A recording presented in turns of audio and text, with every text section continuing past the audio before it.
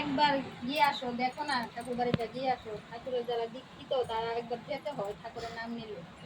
তো গেলাম ঠাকুর বাড়ি, এত ভালো লাগলো, মানে চোখে যদি না দেখতাম কোনো দিনও ঠাকুর সম্বন্ধে বা ঠাকুর বাড়ির সম্বন্ধে, বলতো যে ঠিক আছে শুনতাম, কিন্তু ঠাকুর বাড়ির সম্বন্ধে আমরা জানতামই না। এত মানে এত আনন্দ যে ঠাকুর বাড়িতে মানে লাগলো, মানে ঘুম থেকে উঠে সকালবেলা দৌড়াদৌড়ি করে স্নান করে ঠাকুর যে নাটমণ্ডপে বসে ওখানে গেলাম, সবাই মিলে ঠাকুরের কথা শুনলাম, কত ভালো লাগলো কি বলবো। মানে তারা দেখে ঠাকুরের দিকে তাকিয়েই রইলাম সবাই, মানে এত ভালো লাগলো, মানে কি বলবো আর কি ঠাকুর বাড়ির সম্বন্ধে। প্রথম দিন অর্ণবদার জন্মদিন ছিল, আমরা তো প্রসাদ টসাদ পেলাম, রাত্রেবেলা সৎসঙ্গ হলো। ওই দিন না আমার মেয়ে তারা তো যখন অবিন্দা এসেছিল আগরতলা উষা বাজার, তখন তো বড় মেয়ে দেখেছে কিন্তু ছোট মেয়ে দেখতে পারেনি। তো ওই প্রথম দিন সন্ধ্যার সময় তারা আর ভালো লাগছে না, উঠে চলে আসছে আর কি, ওর বাবা ডাকছে তার জন্য চলে এসেছে। প্রথম পাশ গোবিন্দা দর্শন, ওনা একা ওই গাড়ির গিরিতে গাড়িটা রেখে বাড়ির দিকে চলে আসছে আর কি, বর্দা বাড়ির দিকে। হঠাৎ করে আমার মেয়ে দেখছে, বাবা বাবা এই তো দেখো অবিন্দা যাচ্ছে। তো ওর বাবা বলছে তোরা যা প্রণাম কর, আমি ভিডিও করছি।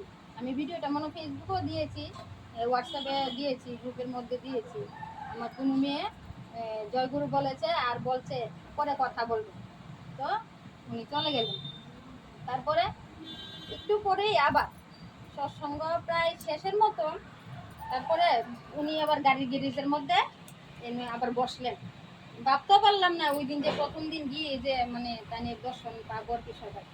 ওই ওনাকে সবাই চকলেট দিচ্ছেন, ওনার নিচ্ছেন, সবাই গল্প করছেন, যার যার মতে উনি কথা বললেন। আর আমার মেয়ে না বলছে ওনার সামনে কিভাবে যে প্রণাম করবো, আর ওই সময় তো জয়গুরু বলছে তাহলে হাঁটার মধ্যে চলে গেছে। আর যখন গ্যারেজের মধ্যে বসেছে সবাই ওনাকে ঘেরাবদি রেখেছে, ও ভলন্টিয়াররা বলছে মায়েরা গুরু ভাইরা একটু সরেন সরেন, ওনাকে রাস্তা দেন। তারপরে বলছে আমার মেয়েকে বলছে ও বাবা যা সামনে গিয়ে প্রণাম কর। ও বলছে না না আমি যাবো না, কি ভিড়, আমাকে যেতে দিচ্ছে না।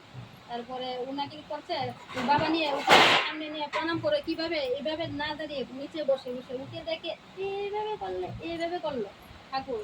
মানে ও যে কি করবো, পাগল হয়ে যাব না কি করবে, মানে বুঝতেই পারলো না, দুনু মেয়ে কে বললো। তারপরে প্রথমে নমস্কার দিল, যে তারপরে বলছে ওকে একটা চকলেট, এত বড় ঠিক একটা চকলেট দিয়েছে ছোটকে, ছোট মেয়েকে। তারপর বড় মেয়ে এগিয়েছে, তারপর প্রণাম করেছে নিচে, ওকেও বললো ওই